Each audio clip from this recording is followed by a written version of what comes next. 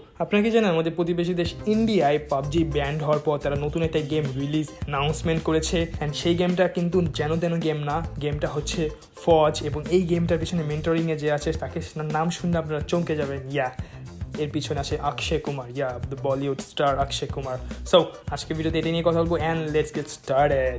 So আসসালামু আলাইকুম everyone, this is over referencing back again with another gaming news. So আজকের এই নিউজটা কিছুক্ষণ আগেই পাওয়া। সো নিউজটা হচ্ছে যে ফজ গেমটা নিয়ে। সো এই গেমটা কি, এই গেমটা নিয়ে তো হাইপ কেন? এই গেমটা হাইপ হওয়ার কারণ অক্ষয় কুমার তাদের টুইটার এবং ইনস্টাগ্রাম হ্যান্ডেলে এইটা নিয়ে পোস্ট করেছে যে ইন্ডিয়ায় নতুন একটা ব্যাটল রয়্যাল গেম আসতে চলেছে। সো এই গেমটা কেন আসতে চলেছে, এটার হলো গিয়ে পুরো ইন্ডিয়ার আর্মিদের ডেডিকেট করে। সো এই গেমটা হলো গিয়ে তাদের প্রাইম মিনিস্টার মোদি সে বলেছে যে ইন্ডিয়ার ডেভেলপারদের, ইন্ডিয়ার প্রোগ্রামারদেরকে রিকোয়েস্ট করেছে যেন ইন্ডিয়ার হিস্টোরি বেসড কিছু গেম বানায়। সো তারা তার কথা রাখার জন্য অক্ষয় কুমার নিজে মনিটরিং করে এই গ্রুপকে দিয়ে, যে গ্রুপটার নাম হচ্ছে এনকোর গেমস। সো তারা এটা হলো ব্যাঙ্গালোরে। সো তারা এই গেমটা এটা নিয়ে কাজ করছে। সো এই গেমটা রিলিজ হওয়ার কথা অক্টোবরের শেষের দিকে।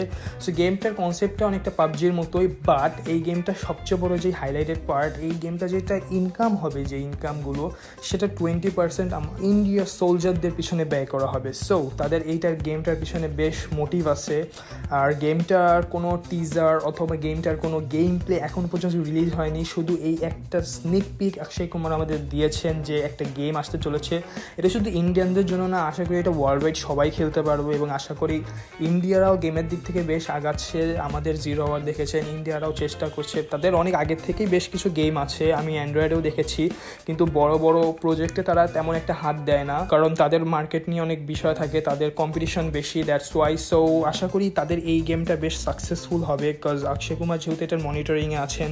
এবং এই গেমটা নিয়ে আর কিছু বলার নেই, বিকজ এই গেমটা নিয়ে তাদের নিজেদের একটা এটা কি বলবো, এটা তাদের অন্তরের ভিতর থেকে একটা জিনিস যেটা হলো ভালোবাসার মতো। এটা আমি যা বুঝতেছি আর কি, তারা এই গেমটা একটা শখ বলতে পারি। এই গেমটা ফুললি একটা তাদের পুরো দেশপ্রেমের একটা প্রতিফলন। সো আশা করি গেমটার ট্রেলার যখন বের হবে তখন এটা নিয়ে আরও কথা বলা যাবে। আপাতত এইটুকুই বলে সো বলতে পারেন এটা গেমটা আসতেছে এবং এটা হইতে পারে যে পাবজির একটা ফাইট ব্যাক ইন্ডিয়ার পক্ষ থেকে। সো যারা যেহেতু ব্যান করে দিয়েছে অবশ্যই তাদের এটা কোনো রিপ্লেস লাগবে, বিকজ এইটা নিয়ে অনেক স্পোর্টস এবং অনেক স্ট্রিমার চলে এসেছিল। So that's what is going on.